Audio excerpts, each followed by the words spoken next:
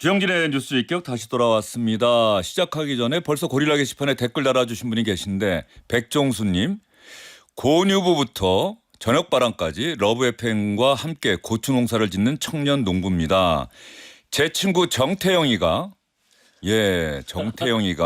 뉴스 직격 영상 감독님이란 걸 이제 알게 되었어요. 항상 응원합니다. 화이팅! 백종수님도 화이팅이고 영상 감독 정태영님도 화이팅입니다. 예. 감사합니다. 자, 세 분 소개해드리겠습니다. 김수민 시사평론가, 윤재관 조국혁신당 대변인, 김철근 개혁신당 사무총장 나오셨습니다. 어서 오십시오. 네, 안녕하십니까. 김수민 평론가는 SBS TV 오뉴스도 고정 출연하시고 화요일마다 나오시는 것 같은데 거의? 오뉴스가 당일에 출연 여부가 결정이 나서 저는 계속 비상대기를 하고 있고요. 고정 출연은 아니지만 이래저래 뭐 2%를 포함해서 그래서 사실 복도에서 주영진 앵커님이 저를 만나면은 SBS 사원이냐라고 SBS 명예사원. 예. 자, 이렇게 일주일이 또 지났는데 김수민 평론가 보기에는 지난 일주일 또 이재명 정부 완전 초기이기도 하고 말이죠. 국회가 상대적으로 지금 좀 주목을 못 받고 있는 듯한 느낌도 있긴 합니다만 어쨌든 지난 일주일 돌아보면 또 어떤 뉴스가 또 가장 기억에 남습니까? 저는 특별하게 뉴스가 기억에 안 남는다고 할 정도로 현재로서는 좀 평온한 나날이 계속 되는 것 같아요. 사실은 그게 좋은 거죠. 네, 한 지난 5년 이상 세월 동안 굉장히 한국 정치가 갈등이 들끓고 격변의 순간들이 많았고 평론가 입장에서도 이게 쉬어갈 타이밍이 별로 없는 그런 적이 많았었는데 그리고 그런 거는 이제 정권이 새로 출범을 할 때도 별로 변하지 않고 윤석열 정부 때도 그랬었죠. 그냥 막 달리는 흐름이었었거든요. 근데 최근에 며칠 동안은 일단 진짜 정권 초구나라는 것을 깨달을 수가 있었고 그리고 나름대로는 이제 새 정부 입장에서도 좀 무리가 되는 거를 줄여 나가는 노력을 했었고 그리고 지난주 이 방송에서 저도 그랬고 이제 김철근 총장님도 그랬는데 그 민정수석은 사퇴를 해야 된다. 그런 얘기를 했는데 또 사퇴가 돼가지고 이 평론하다가 뭘 요구해가지고 된 적이 별로 없었거든요. 오랜만에 좀 이게 관철이 되는구나 이런 생각을 했습니다. 가능하구나. 예, 포기하지 않으면 되는구나. 예, 뉴스 직격을 들었는지는 모르겠습니다만 어쨌든 대통령실에서 여론을 잘 감안했고 또 오광수 전 민정수석이 그런 여론을 감안해서 사실은 조금 많은 평범한 사람들이 좀 수긍하기 어려운 공직자에 기대하는 기대 수준이라는 게 있는데 그런 측면에서 보면은 또 어떻게 보면 이재명 정부로서는 적절한 결정을 내렸다는 평가가 많은 것 같고요. 윤재관 대변인 또 지난 일주일 한번 돌아보시면 이스라엘과 이란의 정세 그러니까 심상치 않고 그게 또 이제 미국과의 관련성도 상당히 크게 보이고 트럼프 대통령이 G7 곳에서 캐나다에서 급거 귀국하는 모습 그걸 보면서 야 진짜 국가를 운영하는 데는 군대적 요소도 있지만 국외적 요소까지 다 감안해야 되기 때문에 하루도 편할 날이 없구나 라는 생각이 좀 들고 또 하나는 우리나라 이제 호르무즈 해협이 이제 이란 근처에 있는 호르무즈 해협을 통해서 우리나라의 에너지가 한 50% 가까운 그 수급을 하고 있는 상황이기 때문에 에너지 가격의 또 상승으로 이어지지 않을까라는 걱정 이런 걱정이 제일 컸죠. 그러니까 다만 G7에 가시는 대통령의 그 모습을 보면서 정상 외교가 다시 복원됐구나라고 하는 기쁜 이 마음도 들었습니다. 트럼프 미국 대통령이 G7 캐나다에서 열린 G7 정상회의에 참석했다가 일정을 단축해서 급거 귀국했고 그래서 한미 정상회담도 일단은 무산이 됐는데 돌아가면 이스라엘과 이란 사이에 휴전을 중재하는 것 아니냐 이렇게 마크롱 프랑스 대통령이 이야기했더니 마크롱은 항상 틀린다. 이번에도 그거 아니다. 더 큰 게 있다. 그랬는데 알고 봤더니 무조건 이란은 항복하라는 메시지를 던졌고 하메네이 이란 대통령이 우리는 굴복하지 않고 끝까지 이제부터 전쟁이 시작이다라고 했는데 머나먼 다른 나라의 이야기가 아니라 지금 윤재관 대변인 얘기하신 것처럼 우리에게도 직접적인 영향을 미칠 수 있는 사안이기 때문에 사실 많은 분들이 또 지금 중동 정세를 또 많이 걱정하고 계신다 이런 생각이 또 드네요. 김철근 사무총장은 지난 일주일 또 들어보시면 일단 집권초는 맞는 것 같고요. 어찌됐건 민정수석이 이제 사퇴를 함으로 인해서 일단 도덕성 논란으로부터 좀 정리가 된 것 같고 그 이제 일부에서는 뭐 집권하자마자 이렇게 뭐 반대하고 발목 잡고 이런 식으로 좀 보여지는 것 같은데 저는 이재명 대통령이 좀 진심으로 잘하기를 바라는 예. 거 있고요.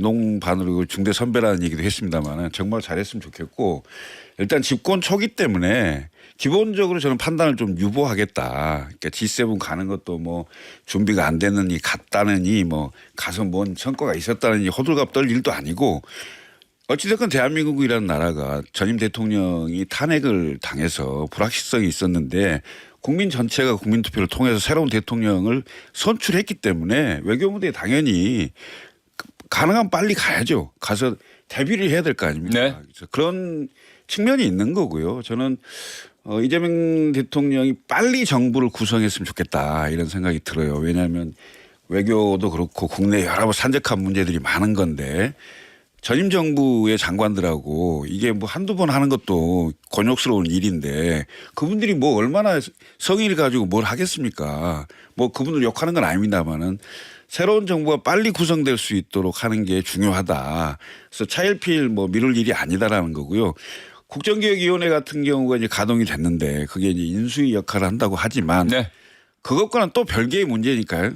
장관들이 다 이렇게 임명이 되는 문제는 그래서 좀 서둘러라. 근데 대신 인사를 좀 잘했으면 좋겠다. 예. 본인 편만 그러니까 민주당 또는 뭐 조국혁신당 같은 우군들만 생각지 말고 그 각계의 분야에서 베스트 오브 베스트를 이른바 팀 대한민국을 한번 만들어 보시라. 예. 그리고 그리고 협치해라. 큰 정당이든 작은 정당이든 물론 견제해야 될 정당도 있겠지만 그렇지 않은 정당들하고는 다 같이 협치를 해라라는 주문을 드리고 싶습니다. 취임식 때 말씀했던 통합 한번 기대를 해보겠습니다. 알겠습니다. 일단 지켜본다고 말씀하시더니 네. 말씀을 제일 길게 하셨어요. 네, 그 점에 대해서는 제가 좀 말씀드릴 게 예. 두 가지 빨리 하고 싶죠. 근데 저도 이제 전임 정부에서 최초창기에 갔던 사람으로서 임명받는데 2달가량 걸렸거든요. 시간 걸리죠. 예. 그러니까 그래서 이제 인선을 빨리 해라. 예, 그 시간이 검증 걸리니까. 수요라고 하는 게 갑작스럽게 다 이렇게 해소하기 어렵고 그리고 또 너무 빨리 하다 보면 말씀하셨듯이 국민 눈높이에 맞지 않는 그런 문제가 생기기 때문에 좀 그런 측면이 있다. 정말 답답한 사람은 이재명 대통령일 것이다. 예. 라는 얘기 드리고 협치를 얘기하셨는데 협치도 이게 박수 치는 거하고 똑같거든요. 손바닥이 마주쳐야죠. 예, 마주치는 거와 똑같습니다. 그 문재인 정부에서는 그 사실 야당에 계신 분한테 야당에 그대로 소속되시더라도 정부에 참여를 해달라, 협치를 해달라는 요청을 여러 차례 드렸는데 그게 한 번도 성과를 거두지 못했어요. 우리의 정치 문화 때문이겠죠. 그래서 협치라고 하는 것은 이재명 대통령의 숙제이기도 하지만 야당의 숙제이기도 하다. 공동의 노력이 필요하다. 이 말씀 드리고 싶습니다. 알겠습니다. 제가 추측컨대 이건 추측입니다. 뭐 확실한 얘기를 들은 건 아닌데 이미 검증은 상당 부분 진행이 됐다고 봐야 될 것이고요. 왜냐하면 이재명 대통령이 귀국을 하게 되면 벌써 귀국길에 올랐기 때문에 이제 이번 출장이 1박 3일 일정이고 돌아와서 가장 먼저 해야 될 게 아마 이제 장관 인사 발표가 이재명 대통령이 해야 할 가장 큰 일이기 때문에 이 벌써 과로로 국세청 공무원이 왜 쓰러졌겠습니까? 거의 밤잠을 자지 않으면서 네. 인사 검증을 하다 보니까 그런 과로를 하게 되는데 아마 지금 검증 작업이 진행 중이고 돌아오는 대로 검증이 끝난 부처를 중심으로 이재명 대통령이 발표하지 않을까 뭐 이런 생각이 드는데 하여튼 내일부터 이재명 대통령이 과연 새 정부의 조각 인사를 발표하게 될지 이 부분도 지켜보도록 하겠습니다. 김태훈 사무총장 나왔으니까 또 오세훈 서울시장이랑 이준석 의원 또 국민의힘의 김용태 비대위원장 김재섭 의원이 저녁을 같이 먹었다고 네, 기사가 예. 떴어요. 예. 갑자기 연락 온 겁니까? 그 뭐 자주들 보는 사이니까. 아 원래 자주 보는 사이입니까? 예, 예. 근데 당을 넘어서 오세훈 시장이 함께 했다. 그것도 예. 오세훈 시장 관저에서 초청 형식으로 했다는 게 약간 좀 이례적이다. 또 하나는 권영진 대구를 지역구로는 권영진 의원이 같이 동석을 했다는 거예요. 권영진 의원은 원래 서울에서 정무부 시장도 했었고 예전에. 그다음에 예. 그 지역구 의원도 하셨던 예. 분이기 때문에 조금 대구에서 선출되신 분들하고는 생각이 조금 약간 다르더라고요. 제가 봤을 때. 그래서 약간 개혁적인 그리고 좀 폭이 넓은 뭐 이런 거여서 저는 뭐 좋다고 보는데요. 아주. 오세훈 시장 이야기가 기사 나온 거 보니까 당을 넘어 이준석 의원까지 함께해서 보수의 혁신, 새로운 보수의 모습을 보여주기를 바란다. 꼭 그랬으면 좋겠다. 이런 이야기를 하던데 그게 어디 그림에 있는 겁니까? 특별한 그림은 없고요. 전혀 없습니까? 제가 보기에는 이제 김재섭 의원하고 김용태 의원이 상당히 당내에서 그 활동하기가 쉽지가 않을 거예요. 이번에 이제 송원석 의원이 원내대표가 되는 게 네. 60대, 20대, 20이 딱 그대로 드러났잖아요. 네. 제가 60명이 친윤일 거라고 얘기를 했는데 여러 번. 근데 그게 그대로 드러났고 친윤에 의해서 그 선출된 원내대표이기 때문에 친윤의 그림에 의해서 네. 결국은 당분간 전국이 운영될 가능성이 높다. 그러면 김영태의 개혁안이 그 좌절될 것이고 그다음에 전당대회가 앞당겨질 것이고 결국 그러면 김문수가 재등판하는 그런 구도로 가지 않겠냐. 그럼 결국은 국민들이 봤을 때는 도대체 저 당은 뭐 하는 당이야. 선거 패배를 했으면 수습을 하고 바꿀 생각을 해야 되는데 옛날로 그대로 돌아가서 국민들에게 뭘 달라? 신임을 달라? 믿음을 달라? 이건 완전히 끝이네. 이런 생각이 들 수 있는 상황. 그렇지만 그분들만은 국민들의 뜻이 뭔지를 모르는 이런 상황이 지금 계속되지 않을까 싶어요. 그러면 국민의힘이 언젠가는 더 큰 위기에 봉착하게 될 것이고 그럴 경우에 젊은 정치인들 중심으로 해서 함께 새로운 미래를 모색하는 그런 날이 언젠가는 올 수도 있을 것이다. 뭐 이렇게 이런 취지로 받아들이겠습니다. 네. 예. 그럼 맞죠? 예. 뭐 그렇게 됐으면 좋겠습니다. 예. 젊은 정치인들이 지금 현재 국민의힘에서 목소리를 조금 더 많이 내줬으면 좋겠어요. 예. 자, 다시 이재명 대통령 이야기로 돌아가서 이재명 대통령이 이번 G7 정상회의 참석 기간 현지 일정은 이틀이었고 돌아온 것까지 하면 1박 3일이다. 그야말로 강행군 일정이죠. 13시간, 14시간 비행기 타고 갔다가 다시 그만큼 시간 들여서 돌아오고 네. 뭐 그야말로 거의 하룻밤을 자는 동 마는 동하고 현지에서 9개국 정상들을 만나고 유엔 수장을 만났다. 이런 이야기가 있는데 역시 우리 대통령실 기자들 또 우리 언론의 최대 관심사는 한일 정상회담이었고 한일 정상회담에서 이재명 대통령이 또 일본 총리가 어떤 이야기를 하느냐. 이재명 대통령 이야기 여러분 함께 들어보겠습니다. 우리나라에서는 일본과 한국과의 관계를 가깝고도 먼 나라라고 호칭합니다.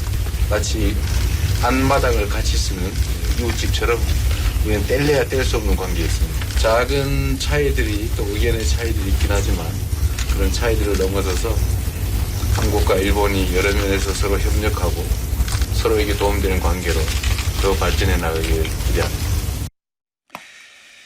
앞마당을 같이 쓰는 이웃집처럼 뗄래야 뗄 수 없는 관계다. 작은 차이들을 넘어서서 한국과 일본이 여러 면에서 협력하고 서로 도움되는 관계로 더 발전해 나가길 기대합니다.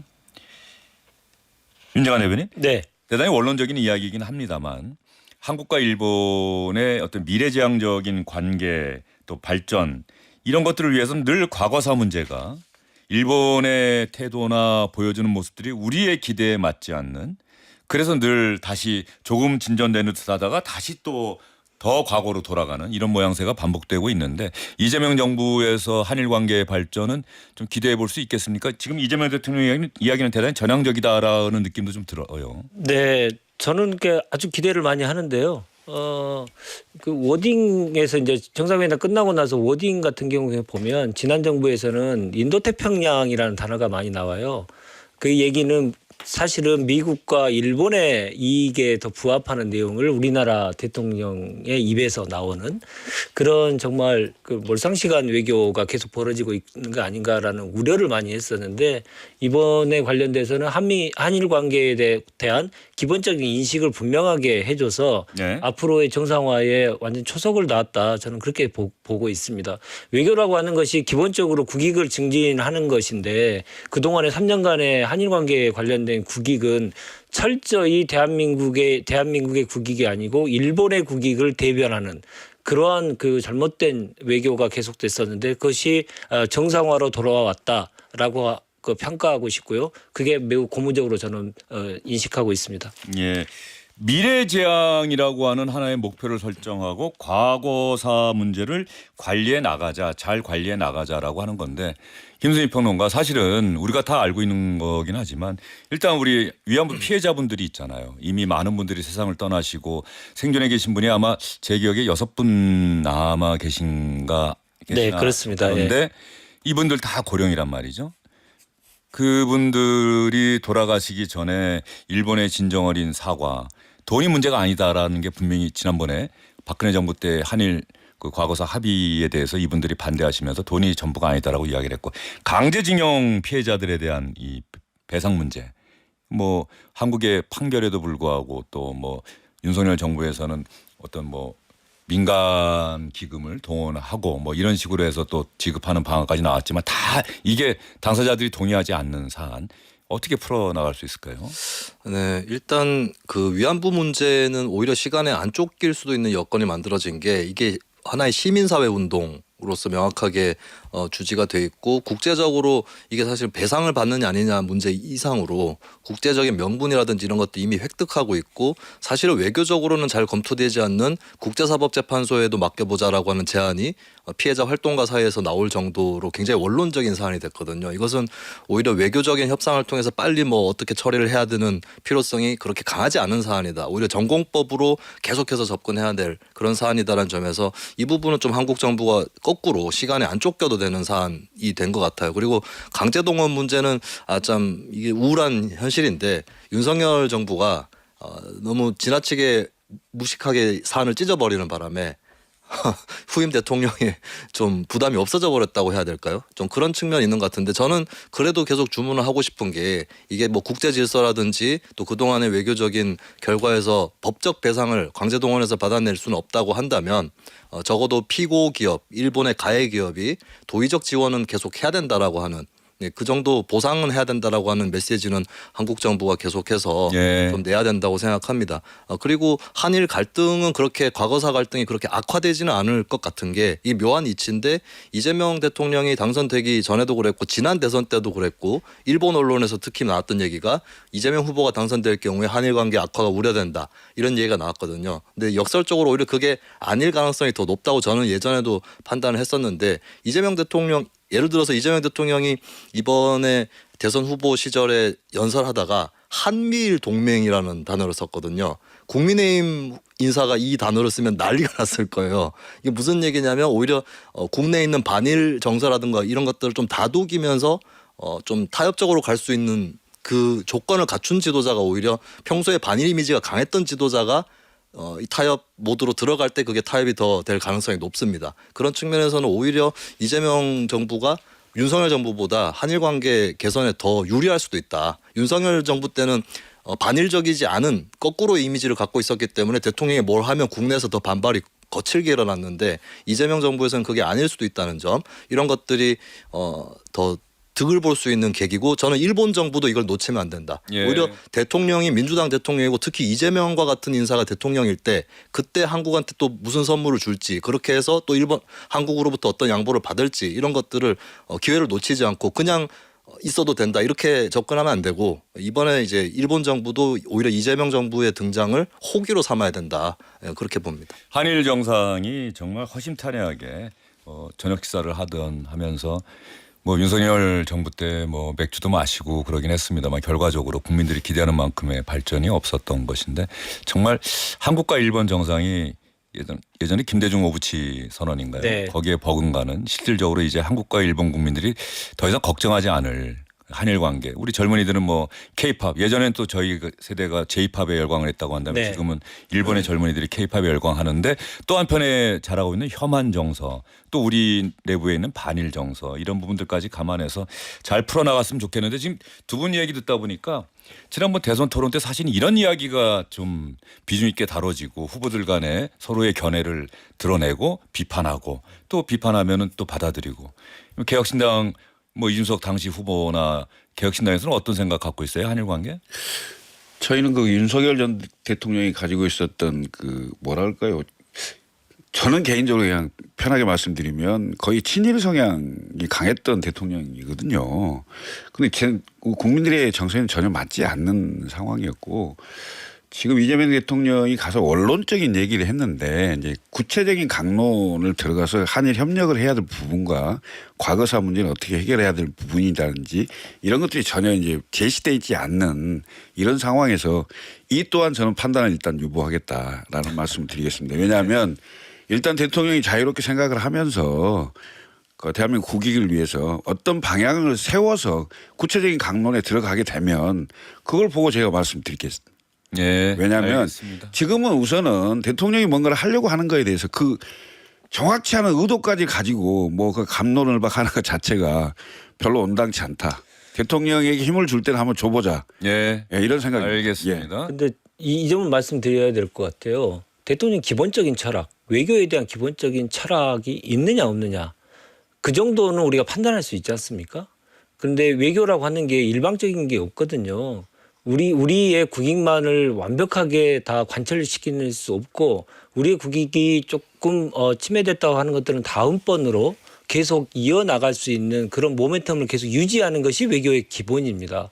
그런 차원에서 본다면 외교의 가장 기본적인 철학을 갖는 지도자가 나타났다, 다시 복원됐다라고 하는 것들이 이번에 단초를 국민들께 선사했다. 예. 저는 그렇게 생각하고요. 지금 잠깐 그렇게 평가하시는 건 좀 이른 거 아닙니까? 아닙니다. 왜냐하면 지금 첫 외교에 나왔었는데 그런 외교를 해나갈 수 있는 대통령이다라고까지 미리 단정적으로 얘기하시면 그 내용이요. 예. 이번에 보이지 않으실지 모르겠지만 한일 정상회담에 대한 이 문제에 관심이 엄청나게 많이 있었고 그리고 한미 정상회담을 먼저 하느냐 늦게 하느냐 뭐 이런 얘기도 많이 있었는데 한일 정상회담에서 어떤 모습을 보이느냐를 가지고 국내 정치에도 직결적인 문제로 직결되기 때문에 그 문제를 외교적으로 외교의 기본적인 원칙을 가지고 풀어나가겠다는 기본 인식을 가지고 있지 않으면 나올 수 없는 발언들이 나온 것 아닌가라는 생각이 들 정도로 아주 일본과의 관계를 이유를 생각해서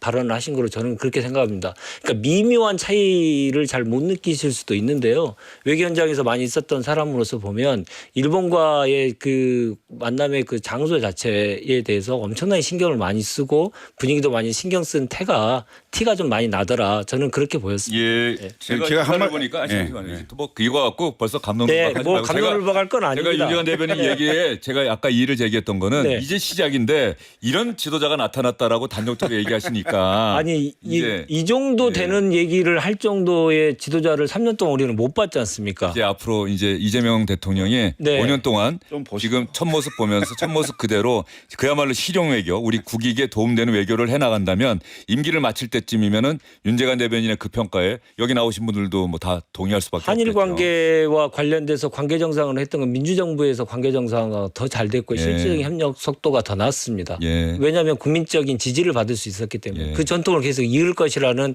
기본적인 믿음이 있기 때문에 말씀드리는 겁니다. 한마디만 하면 외교는 역사와 영토가 접하지 않는 나라를 기본적으로 우군으로 삼고 나머지는 사이좋게 지내는 겁니다. 지금 중국하고 일본은 역사와 영토가 겹치는 거 아니에요. 해석이 다 다른 거 아닙니까? 그렇지만 그 상황에서도 협력할 건 협력하고 과거사를 갖고 발목에 안 잡힐 건 안 잡히면서도 미래로 나갈 건 나가야 되는 굉장히 어려운 실타래 같은 문제예요. 이제 그런 문제를 저는 좀 판단을 주고 보겠다고 하는 건데 아니 그러니까 그걸 가지고 무슨 뭐 엄청난 지도자가 나타난 것처럼 그럴 이유가 없다 판단의 이거예요. 근거가 서로 다를 수 있기 때문에요.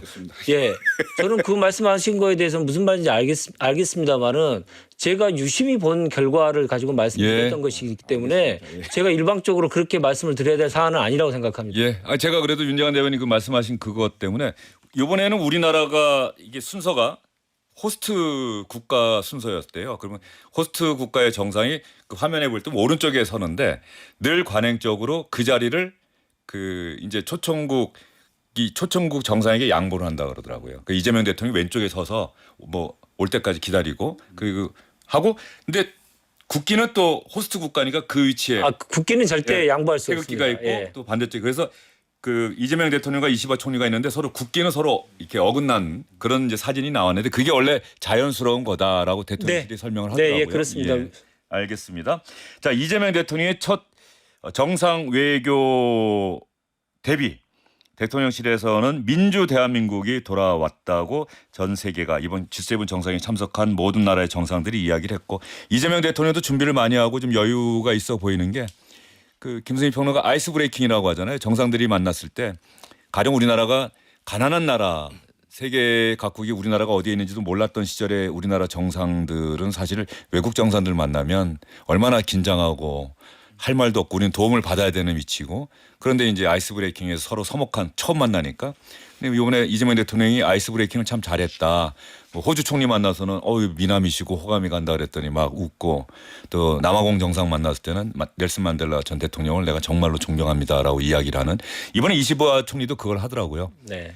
이재명 대통령이 일본 TV에 매일 나와서 오늘 처음 뵀는데 처음 보는 것 같다. 이게 원래 중요한데 그런 면에서는 좀 준비를 많이 하고 간 것 같다는 생각이 좀 들어요. 네, 발언들 이렇게 사교적으로 던지는 발언들 뭐 전반적으로 괜찮았다고 보고 두 가지의 이유가 있는 것 같아요. 첫 번째는 이재명 대통령이 정치를 뭐 짧게 한 그런 정치인이 아니고 뭐 단체장 시절부터 해서 단체장 때도 일정 부분의 외교나 통상은 하는 것이기 때문에 그런 경험들이 쌓여 있을 것이고 또 대통령 후보로서 수년을 지내왔기 때문에 본인이 중간중간에 그림을 그려봤을 거예요. 어느 나라 정상을 만나면 이런 얘기를 하면 되겠다.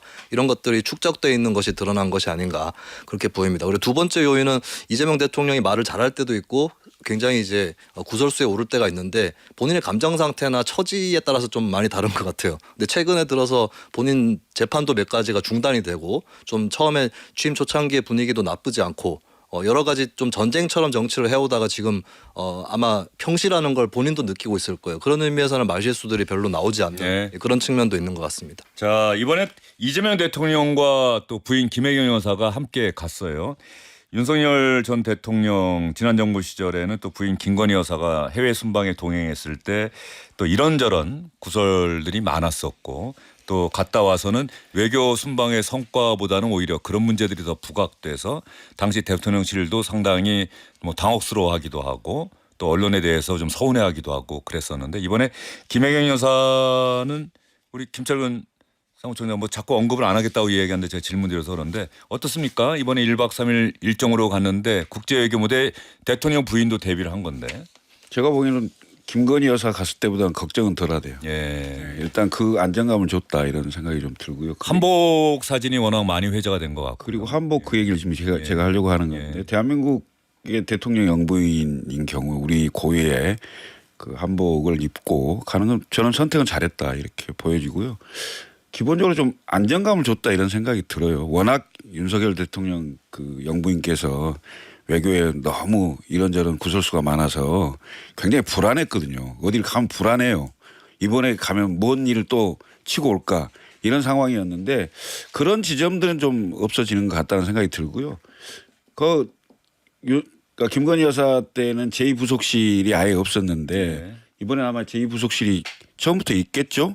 아마 그렇게 그 영부인을 보좌하는 기구와 예산이 정확히 짜여져 있으면 이전보다는 훨씬 더 안정적으로 가지 않을까 이런 생각이 듭니다. 저는 김혜경 여사가 처음에 출국할 때 걸어갈 때 보면 약간 반보 정도 항상 뒷부분 그렇다고 멀리 떨어진 것도 아니고 가까이 있는데 약간 대통령 뒤에서 걸어가고 트랩을 올라갈 때 약 그런 위치에서 뭐 팔짱을 끼고 간다든가 그 기내 간담회 때 처음부터 동석을 하는데 그 이번에 이재명 정부에서는 아예 비행기 안에 대통령이나 뭐 대변인이 브리핑할 수 있도록 테이블도 갖다 놓고 거기에 마이크도 설치해 놨더라고요. 예전에 문재인 정부 때나 윤석열 정부 때 보면 그냥 마이크만 들고 서서 했는데 아예 이제 서서 할 수 있는 준비가 있는데 새로운 비행기를 도입했으니까. 김혜경 여사가 그 옆에 또 처음부터 끝까지 같이 서 있는데 물론 기자들이 질문하진 않았어요. 그런데 그 기자 간담회에 계속 동석을 했다는 부분 그 눈길이 가고요. 캐나다 교민들 결국 대통령 부인이 정상 외교에 같이 간다라고 하는 거는 대통령이 다 소화할 수 없는 일정, 대통령이 갈 수 없는 일정을 대통령 부인이 그것을 보완하고 또 대통령에게 그 뜻을 전달하겠습니다. 목소리를 전달하겠습니다. 이런 건데 교민 간담회에 김혜경 여사가 가서 한 이야기 여러분과 함께 들어보도록 하겠습니다. 이거 대통령이 올 자리인데 제가 괜히 만나는 생각이 듭니다. 너무 만나서 뵙게 돼서 반갑고요. 멀리 떨어져서 사는 곳이더라도 아마 조국을 생각하는 여러분 마음이 살고 있는 저보다 훨씬 더 간절하다는 것을 더 많이 느낍니다. 또 조국이 바라는 일, 또 새로운 대통령께 바라는 일, 또 허심탄회하게 얘기하는 걸 시간이 되었으면 좋겠습니다. 자, 이 간담회 자리에서 또 우리 카메라 기자들이 취재를 했지만 조금 그 음질이 안 좋은데요. 대통령이 올 자리인데 제가 괜히 왔나 그런 생각이 드네요. 너무 만나 뵙게 돼서 반갑고요. 멀리 떨어져서 타국에 계시더라도 조국을 생각하는 여러분의 마음이 한국에 살고 있는 저희보다 훨씬 더 간절하다는 것을 더 많이 느낍니다.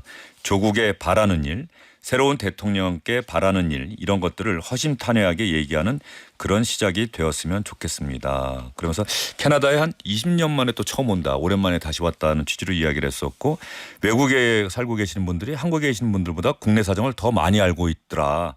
뭐 이런 이야기도 했었고 식사를 아마 그 한인 식당에 가서 했는데 그 캐나다 멀리 떨어진 곳에 살고 계신 분이 무작정 대통령이 왔다고 하니까 찾아와서 그 식당에 왔다고 하니까 아이고 어떻게 그냥 못 만나고 가셨으면 어떻게 할 뻔하셨느냐면서 또 반색하면서 만났다는 그런 기사도 제가 봤는데 자 김혜경 여사의 이 목소리 조국에 바라는 일 새로운 대통령에게 바라는 일 그런 얘기 해주시면 이거 전달하겠습니다 아니겠습니까 이게? 그렇습니다.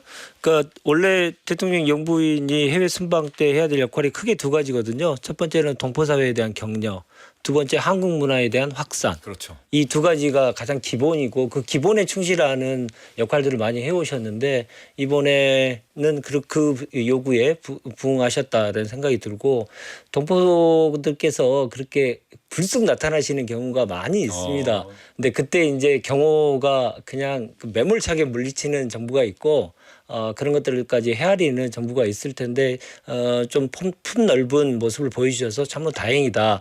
특히나 국내로 돌아와서 해외 순방에 안 좋은 것이 연속되는 것들을 그 악순환의 고리 그 악순환의 잘못된 고리를 확실하게 끊어내는 역할을 하신 것에 대해서 높이 평가합니다. 네.